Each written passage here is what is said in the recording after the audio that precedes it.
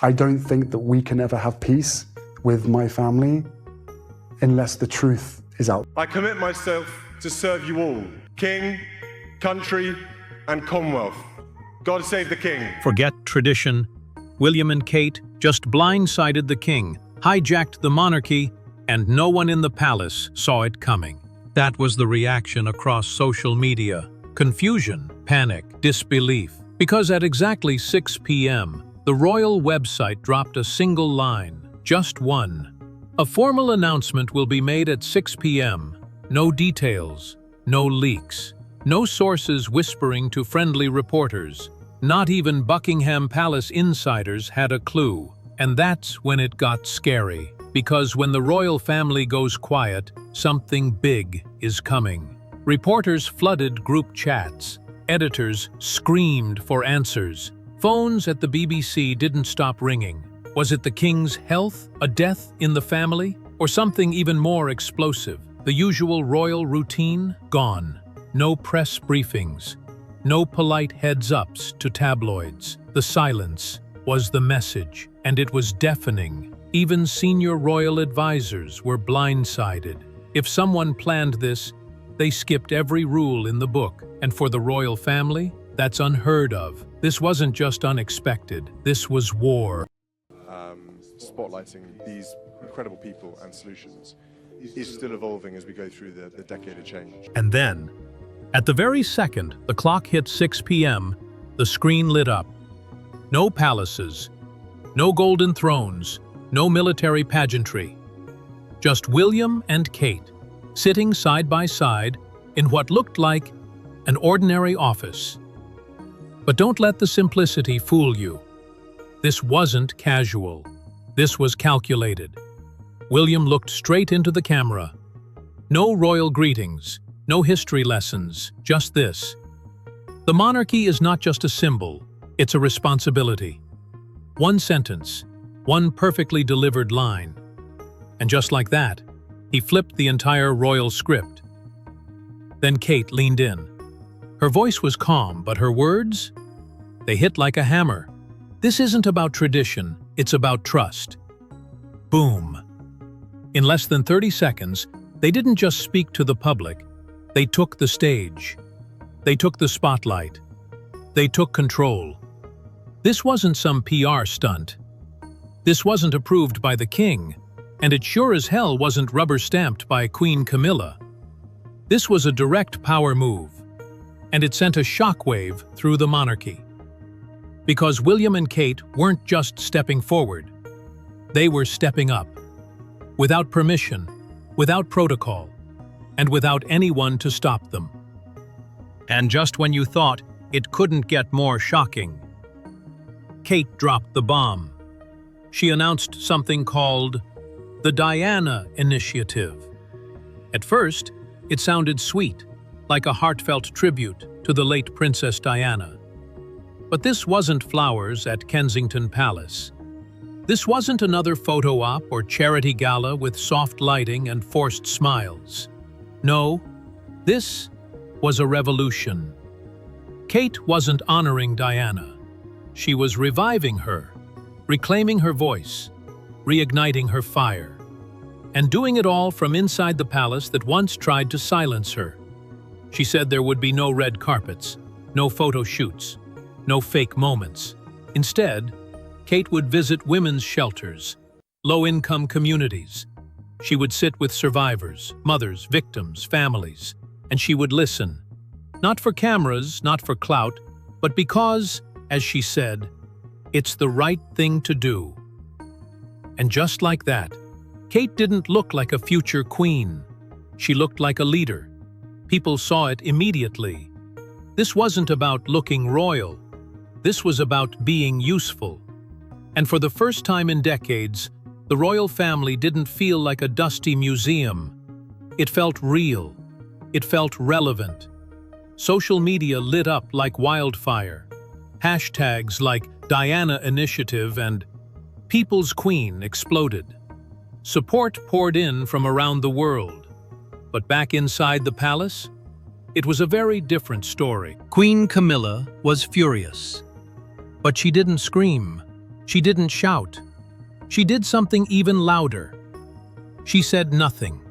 No statement. No congratulatory post. No praise.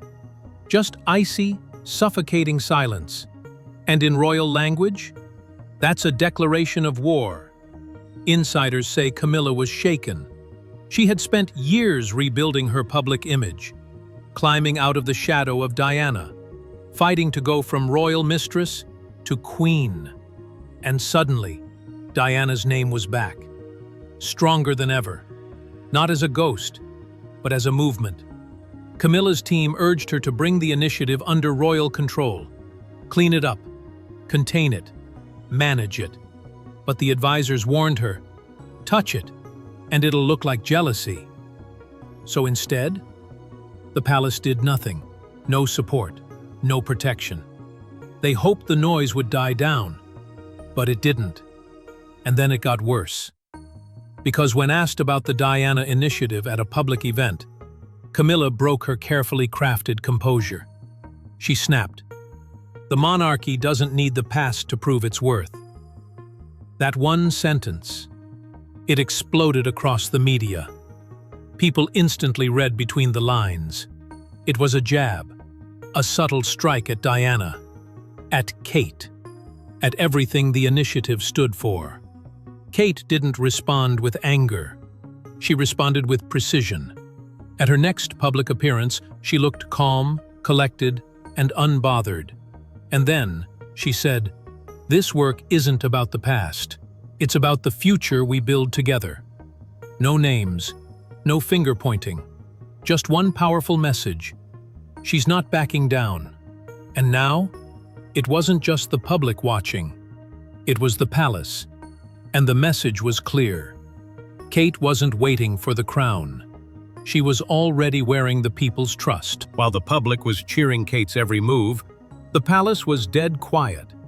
No tweets, no statements, not a single word from King Charles or Queen Camilla. And that silence? It wasn't just awkward, it was strategic. Because behind the scenes, everything was breaking apart. King Charles, already battling cancer, was blindsided. He asked one of his senior aides quietly but urgently, "What did they do?" He wasn't yelling. He wasn't angry. He was stunned, like a man watching the ground shift under his own feet. Because, in a matter of hours, the spotlight had shifted. The headlines weren't about him anymore. They were about William and Kate, their words, their initiative, their message. And it wasn't just trending. It was leading. Charles had spent decades preparing for this role. He waited longer than any monarch in British history. But now, as he finally stepped into the crown, his own son had quietly stolen the crowd.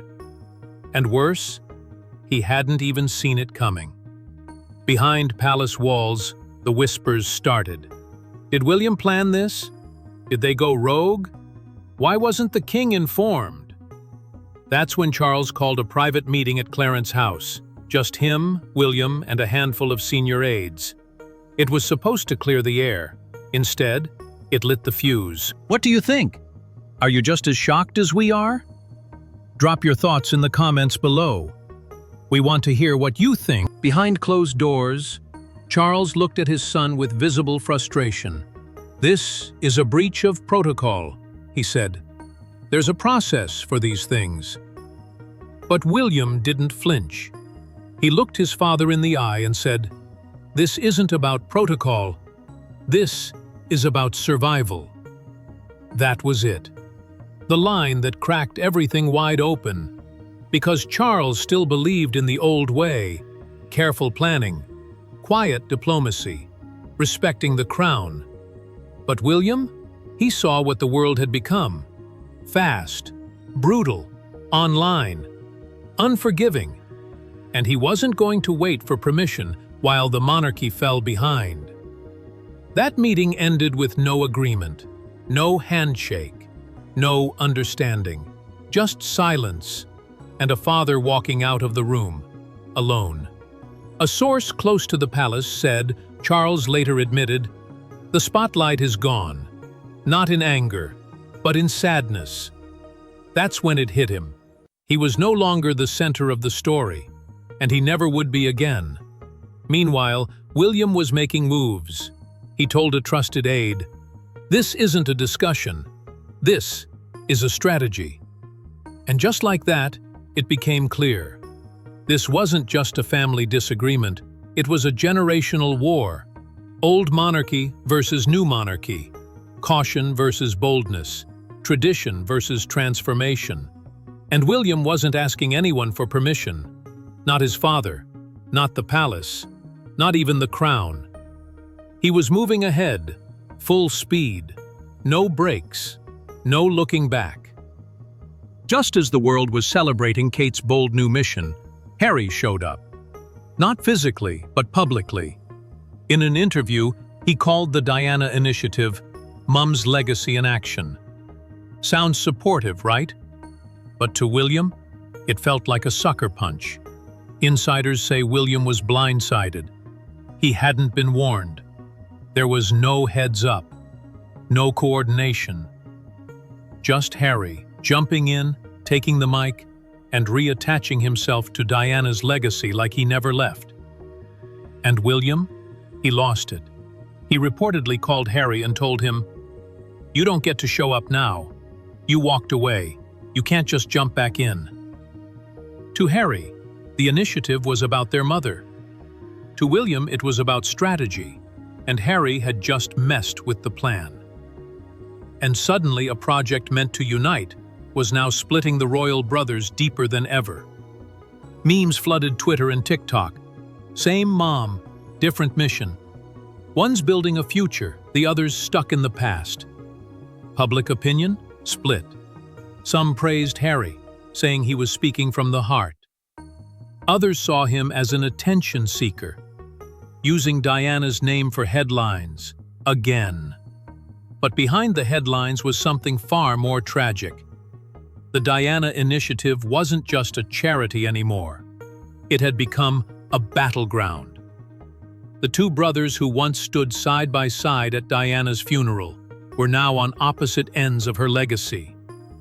And as always, Kate was caught in the middle. Remember the bridesmaid dress drama? It wasn't just a fashion fight. Insiders now say Kate let Meghan take the fall, and the press did the rest. Meghan was painted emotional. Kate, perfect, silent, powerful. Camilla wants to hold on. Kate is already moving forward, one shaped by scandal, the other shaped by strategy. Camilla still wears the crown, but Kate? She's already building a kingdom.